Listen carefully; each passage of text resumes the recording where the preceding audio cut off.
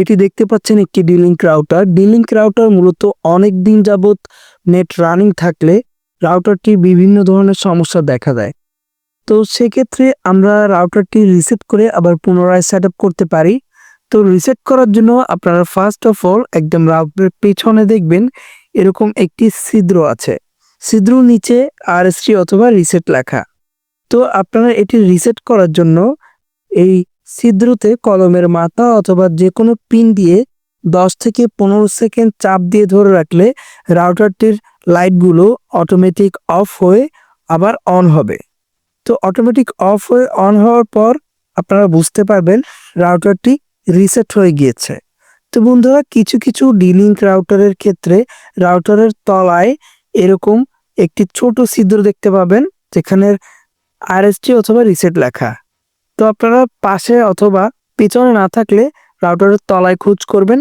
তো আমারটা যেহেতু এরকম সাইডে, সেহেতু আমি এইটা সাইডে গিয়ে জাস্ট 15 সেকেন্ড চাপ দিয়ে ধরে রাখবো কলমের মাথা অথবা যে কোনো পিন দিয়ে। তো বন্ধুরা, আমি কিভাবে করব অথবা রিসেট করার পর আমার ওয়াইফাই অপশনে গেলে কি নাম লেখা আসবে অথবা ডিফল্ট নামটা শো করবে কিনা সেটি আপনাকে আমি এখন প্র্যাকটিক্যালি দেখিয়ে দেব।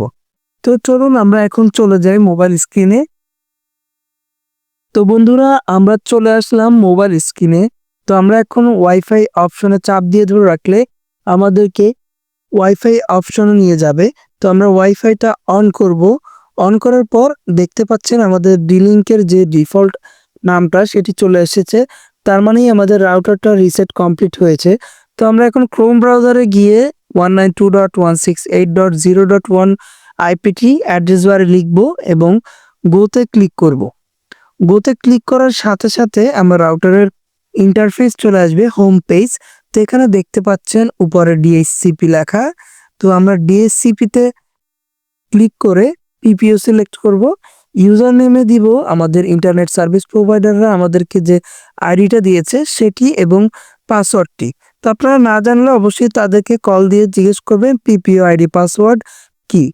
তো আমরা এখানে উপরে যখন পিপিও আইডি এবং পাসওয়ার্ড দিয়ে দিব, তারপরেই আমরা পাবো আমাদের ওয়াইফাই নাম এবং পাসওয়ার্ড দেওয়ার দুইটি অপশন, মানে দুইটি ঘর।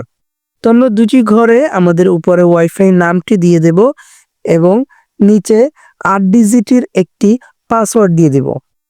আপনারা চাইলে 8 ডিজিটের উপরেও দিতে পারবেন, তবে 8 ডিজিটের নিচে কোনো পাসওয়ার্ডই রাউটারে নিবে না। তো আমি 8টা পাসওয়ার্ড দেওয়ার পর 8টা পিন নাম্বার দেওয়ার পর জাস্ট নিচে আপনারা দেখতে পাচ্ছেন সেভ অ্যান্ড কানেক্ট লেখা। তো আমার যখন নাম পাসওয়ার্ড দেওয়া হয়ে যাবে, আমি নর্মালি জাস্ট সেভ অ্যান্ড কানেক্টে ক্লিক করলে আমার রাউটারটি কিন্তু সেট আপ হয়ে যাবে।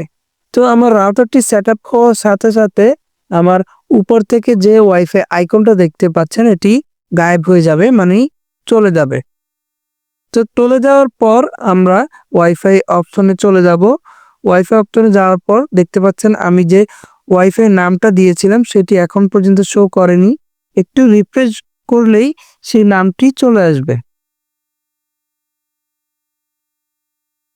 তো বন্ধুরা, দেখতে পাচ্ছেন আমার ওয়াইফাই নামটি চলে এসেছে। তো আমরা এটিতে ক্লিক করে জাস্ট আমাদের যে কাঙ্ক্ষিত পাসওয়ার্ডটি আমরা দিয়েছিলাম একটু আগে, সেই পাসওয়ার্ডটি এখানে দিয়ে কানেক্টে ক্লিক করব এবং দেখতে পাচ্ছেন সাথে সাথে কানেক্ট হয়ে গিয়েছে। এবং আমরা এখন দেখব আমাদের নেট অ্যাক্সেস হচ্ছে কিনা, ইন্টারনেট চলছে কিনা। তো আমরা চলে যাব আমাদের মোবাইলে থাকা একটা প্রশ্ন করব ইউটিউব অ্যাপসে। তো ইউটিউব অ্যাপস ওপেন করার পর দেখতে পাচ্ছেন আমাদের ভিডিও ওপেন হয়ে গিয়েছে এবং ভিডিওগুলো চলছে। তো বন্ধুরা, এভাবে আপনারা ডি-লিঙ্ক রাউটারটি সেট আপ করতে পারবেন।